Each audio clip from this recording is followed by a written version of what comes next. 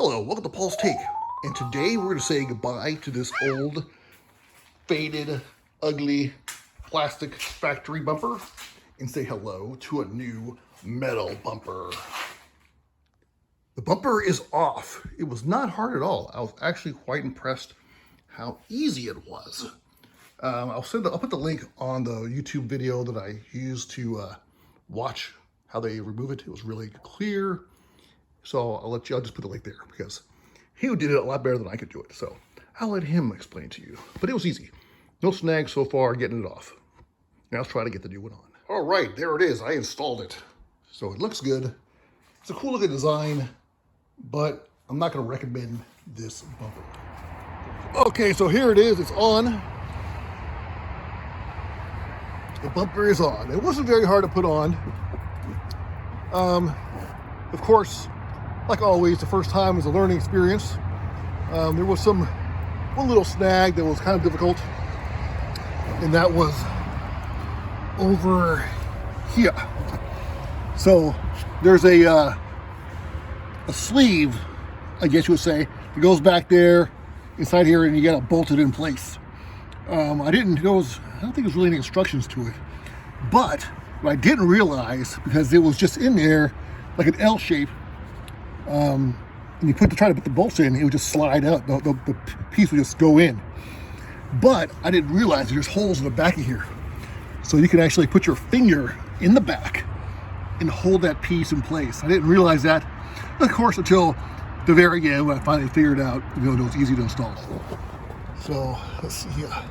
So there's a hole right there.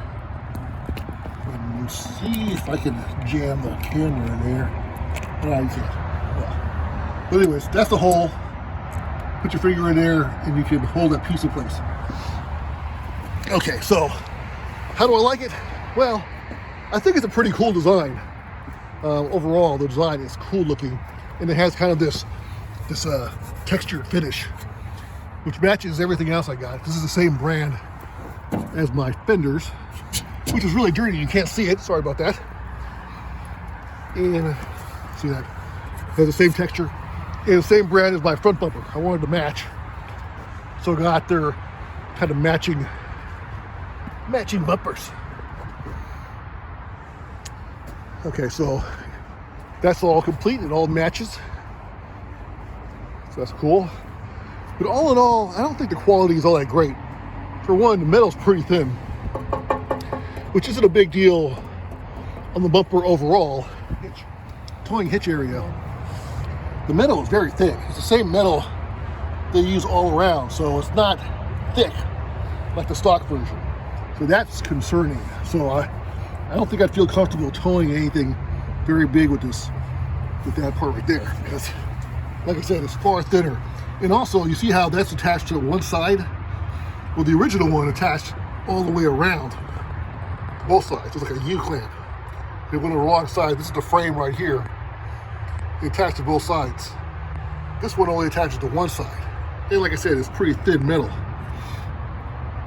So I'm not very confident on that strength at all. So I don't know if it'll tow. It probably would.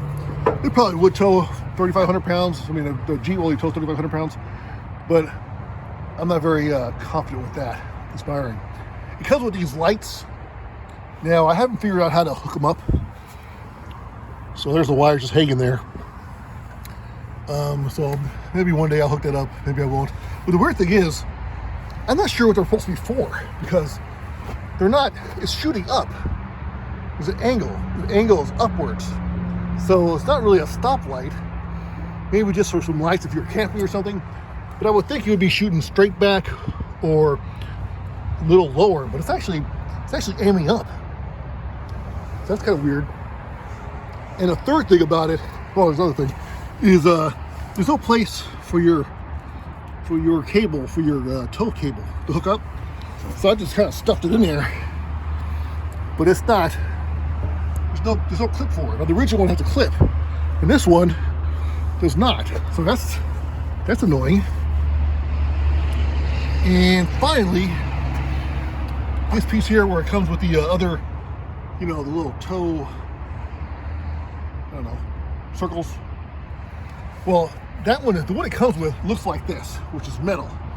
And there's an angle to this as well. So it comes down, it kind of leans against this.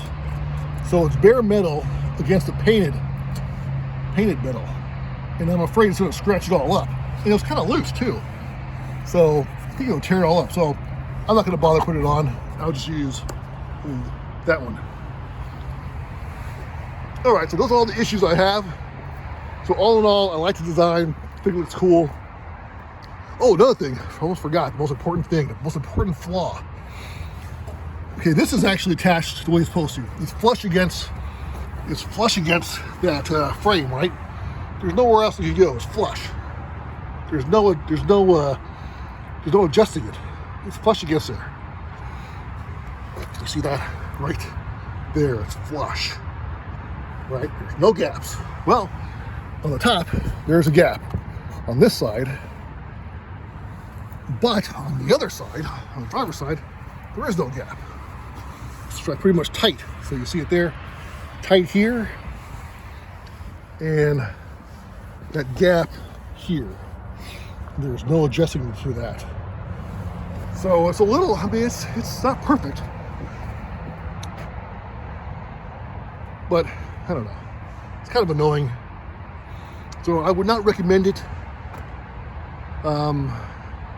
If I would have known, I would have got another set, another bumper. But I gotta admit, I do like the way it looks. So I guess it's good enough. And if it was too perfect, maybe I'll think it's too precious. So it's not perfect, that means I can abuse the hell out of it. All right, well, that's my take on that bumper. All in all, it looks cool, but kind of sloppy workmanship. Straight out of China. Actually, I thought China made pretty good stuff nowadays. But this was kind of shady. Looks good, but shady. Thanks for watching Paul's Take, and that is the bumper. My vehicle, exterior-wise, I think it's complete. What do you think? Thanks for watching Paul's Take. Make sure you hit like and subscribe for more videos.